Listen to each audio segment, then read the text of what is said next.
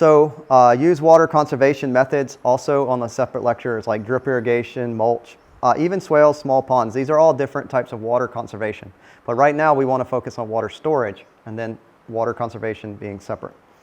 So earthworks or reconstructive earth surgery. We're going to go in, one of the only times in permaculture that we typically use large equipment, and we would go in and make change the topography. Why would we do that? So Bill goes into, as he does in all of the sections, he describes things as being necessary and ethical. When he describes them, they reduce our need for energy. So that's the definition of sustainability. Meaning that if I can capture water, I don't have to purchase water, right? So they reduce the need for me to use energy. They diversify our landscape for food production. So if I can put in a pond or swales that allow me to increase my food production, they would be necessary and ethical. They permanently rehabilitate damage. As I described, I'm going to show you later some landscapes in the world that people have, through our actions, degraded to such a state that nature will not regenerate itself to what it was before. So we're going to have to use passive water harvesting techniques to get the trees to regrow, because they won't regrow by themselves because of the degradation that has taken place in the last couple hundred years. But we do have the technology to fix it, which is good. And some people are doing it on large scales. We can enable better land use and or help revegetate the earth. So we would want to go in, look at the places in the world that the vegetation has been taken out. It's not regrowing. We're getting in the instances of desertification. We're growing our deserts currently. This is not a really great deal. And we can utilize these techniques to hold that line and or push back the deserts, okay? Bill goes into, and I'm not going to read all of these in detail, but reasons in the book for undertaking earthworks. So different things that we could do or gain from making earthworks. So earth can be moved for many productive reasons, many of them classified as landscape restitution. So we could create shelters, like make an earthship. We could terrace hillsides for, say, like rice production. We could raise banks or ditches against floods. We could drain and or fill areas if we want to utilize building. We could get at earthen materials, like same with our natural buildings, or orcas for colors, things like this for plasters. We could make holes for any number of reasons, like foundations, okay, fence posts. These are all earthworks. We could create special storages. So one of the things for anyone in a temperate climate, really write down, where's your root cellar? Yeah? You got a root cellar? Because that's how you're going to need, and what you're going to need to store your food. So I'm going to grow my food, and if I want to grow the food I eat and eat what I grow, I need to store it. And root cellars are very appropriate. One of the beautiful things in natural building is, if I dig the root cellar, I take the dirt, I can build my house. So it's a win-win. And you could prevent noise pollution. Let's say I live next to a road, it's making a lot of noise. I could put up an earthen berm with trees, and it would deflect the sound. My house wouldn't be so loud. And or I could re-permit groundwater recharge. So the water that falls on my property, I don't allow it to overland flow off. I make sure that all the water that falls onto my property is recharged into my property as a concept of permaculture. If you go to do your earthworks, go to the designer's manual. It's many places online. It's also listed on Raktamachat's website for free that you can utilize at any time.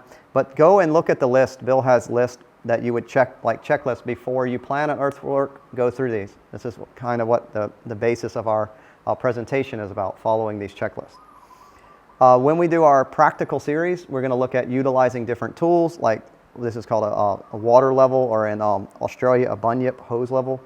We're going to use this is a plane table, but we actually have a nice site level for you to use a little bit more modern tool. Site levels are great now because most of the, all of the commercialized people have switched to lasers, okay? And so then nobody wants to use the site level anymore, which is a great tool. So they're now even free if you look in your local newspapers, and or garage sales, right? Or very inexpensive. So good for permaculturalists to have that without spending a lot of money. We're going to use the A-frame. The A-frame is really good at finding contour. So we'll see how we're going to use basically 3 different tools to be able to lay out our swales, each one appropriate to helping us go faster in each different thing. So that brings us to the types of earthworks they are. We have banks, benching, terracing, swales, ditches, ponds, and dams. Key lining, typically focusing on dams because the topography in Australia is very hilly. Almost all of their farms are that way, so they only put in dams. But in other parts of the world, obviously people do for rice farming, terracing, people might be like here where it's flat, we may want to put in a pond, things like this. So this is what benching looks like. Benching's on a hillside, and think about I'm driving a car on a hill, and I have a switchback road. So I drive, and then I turn, and I go up the hill. So a really great video to watch to see benching done really, really well is if you watch Sepp Holzer's video of his farm on YouTube. I think it's called Desert of Paradise. But that video, he shows his farm, and he has really good benching. So he goes over why he benches, how he benches, and his farm is really probably one of the more amazing high altitude, large-scale permaculture farms in the world. It's in Austria. Also, you can see things like the Philippines. This is a UNESCO World Heritage. All of this earthwork was done by hand prior to equipment.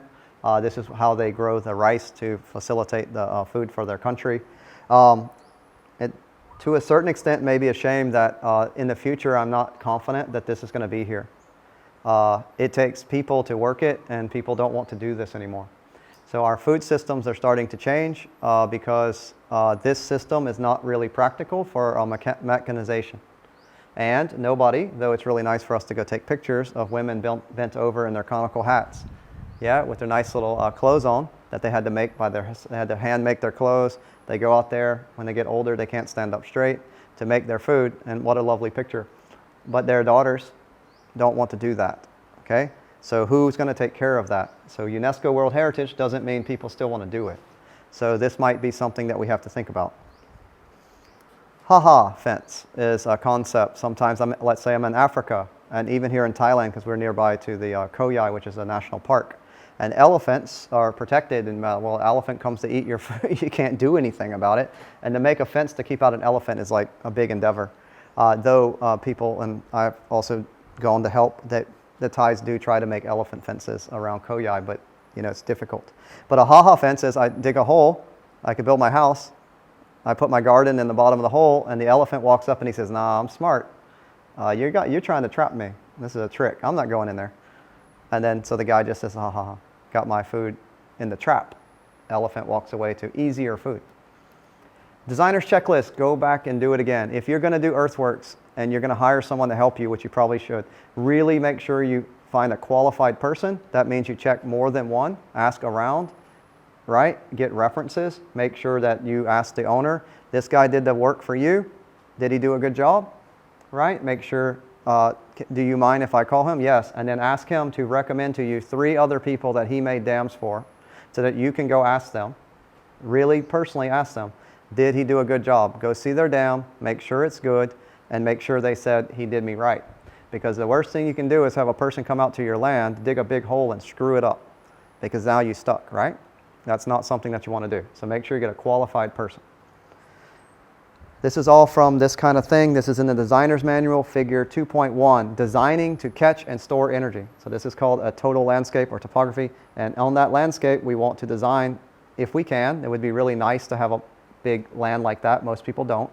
But if you did, you can see how they move the water. So what are they doing? They're slowing it down, they're spreading it out, they're sinking it in, and instead of letting it run from the source to the sink in a straight line.